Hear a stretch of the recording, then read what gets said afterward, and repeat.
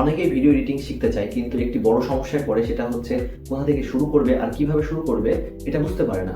যদি আপনি একজন ভিডিও এডিটর হতে চান তাহলে এই ভিডিওটি আপনার জন্য, কারণ এই ভিডিওতে আমি আপনাকে একটি সহজ রোডম্যাপ বলবো, যে রোডম্যাপটা ফলো করলে আপনি ধাপে ধাপে ভিডিও এডিটিং শিখতে পারবেন।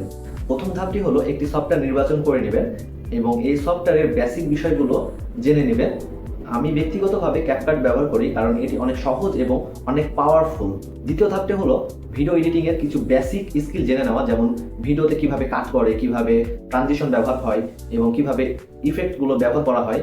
এর পাশাপাশি হচ্ছে কিভাবে টেক্সট, তারপর হচ্ছে মিউজিক অ্যাড করে, এই বিষয়গুলো জেনে নেবেন, তাহলে আপনি সহজেই ভিডিও এডিটিং করতে পারবেন। তৃতীয় ধাপ হলো প্র্যাকটিস। ভিডিও এডিটিং এমন একটি স্কিল যা দেখে দেখে শেখা যায় না। আপনি প্রতিদিন প্র্যাকটিস করলে আপনার ভিডিও এডিটিং স্কিলটা অনেক বৃদ্ধি পাবে। এর জন্য আপনাকে প্রতিদিন একটু একটু করে প্র্যাকটিস করতে হবে।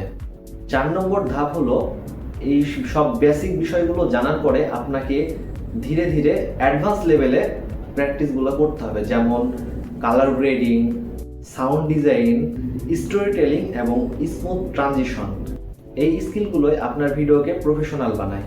সবশেষে একটি কথা মনে রাখবেন, ভিডিও এডিটিং শেখার জন্য আপনার সবচেয়ে গুরুত্বপূর্ণ বিষয় হলো প্র্যাকটিস এবং ধৈর্য।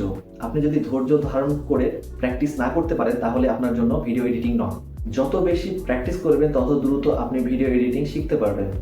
আর যদি আপনি ভিডিও এডিটিং নিয়ে এমন ধরনের আরও ভিডিও পেতে চান তাহলে এই পেজটি ফলো করতে পারেন।